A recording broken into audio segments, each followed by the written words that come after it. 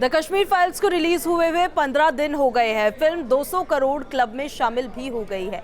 Film में शारदा पंडित का किरदार निभाने वाली अभिनेत्री भाषा सुंबली से न्यूज स्टेट के संवाददाता दीपक श्रीवास्तव ने बातचीत की है। आइए सुनते हैं क्या कुछ कहा है उन्होंने। द कश्मीर फाइल मूवी में सबसे महत्वपूर्ण कैरेक्टर शारदा पंडित का है, जिसे निभाया है भाषा सुंबली जी ने।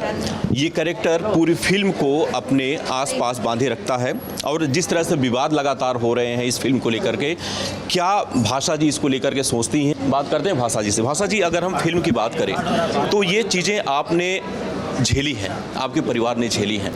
देखिए, सभी सीन्स बहुत पीड़ादायी हैं, बहुत ही करुणा से भरे हैं और चूंकि मैं ये जो सारी घटनाएं हैं सत्य घटनाएं हैं, आप भी जानते हैं, इनके बारे में मैं सुनती हुई बड़ी हुई हूँ, तो ये मतलब ये मेरे अंदर मेरे जहन का एक मतलब मेरे चेतना का एक हिस्सा है। लास्ट में एक सीन है जिसमें शारदा पंडित को आरे से काटा जाता है। वो सीन पूरी फिल्म का सबसे अगर कहें तो दर्दनाक सीन है। सुना है उस सीन को फिल्माते समय आप भी अवसाद में चली गई थी, क्या हुआ? देखिए, ऑब्वियसली वो इतना सेंसिटिव माहौल था उस वक्त, क्योंकि सारा वो फिर से दर्शाना तो मतलब मुझे एक लेवल के बाद मतलब सांस लेने में दिक्कत हो गई और मतलब एक तरह से पैनिक अटैक जिसको कहते हैं वो आया। तो जब आप अपने ही लोगों को फिर से वही सीन करते हुए देख रहे हैं, वो भी सीन ही कर रहे हैं, लेकिन मुझे ऐसा लगा कि ये सचमुच हो रहा है और मैं पता नहीं क्यों मैं बिखर के मतलब वहाँ चिल्लाने लगी कि मेरे लोगों को मत मारिए, मेरे लोगों को मत मारिए। लोग इस फिल्म को बेहद पसंद कर रहे हैं और फिल्म के जरिए जो एक मैसेज देने की कोशिश, कश्मीर के उन पंडितों के दर्द को लोगों तक पहुंचाने की जो एक कोशिश की है विवेक अग्निहोत्री, वो कोशिश अब कामयाब होती नजर आ रही है। रिपोर्ट साथ दीपक Srivastava, news state Gorakhpur.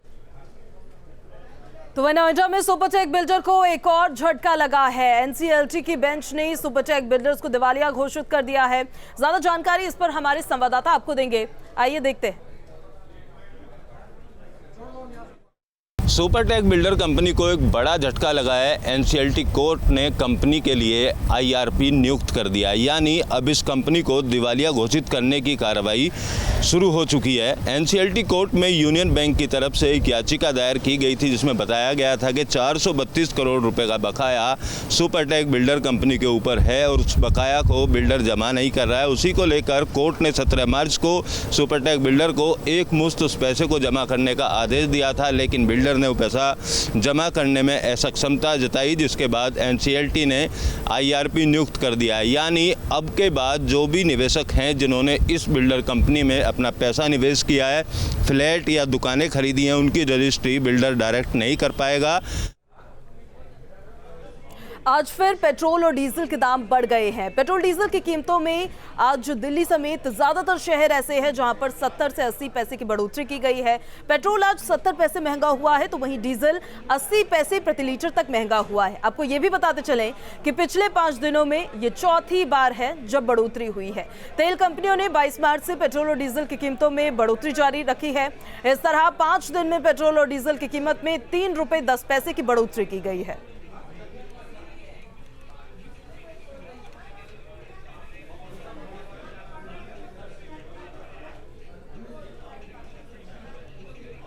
Petrol diesel के दाम आज फिर से बढ़े हैं। पेट्रोल और डीजल में 80 पैसे प्रति लीटर का इजाफा हुआ है, जिससे आमजन की जेब पर भारी बोझ पड़ गया है।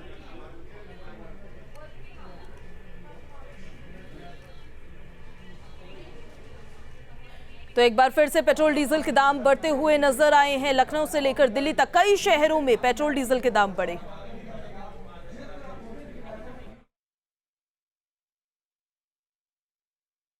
क्या बताएं, जब बढ़ने तो देखो है ही ये, पर जिस हम जैसे पे तो फर्क पड़ेगा ही, हल्के फुल्के पे।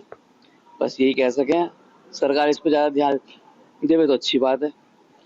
सर, पेट्रोल के दाम तो आग की तरह बढ़ते जा रहे हैं, लेकिन पब्लिक बेचारी क्या कहे और क्या करे और किससे कहे, क्योंकि पब्लिक को तो अपनी मजबूरी के हिसाब से, अपनी जेब के हिसाब से और अपने काम के हिसाब से पेट्रोल डलवाना है, चाहे वो 200 रुपये हो जाए चाहे 300 रुपये हो जाए।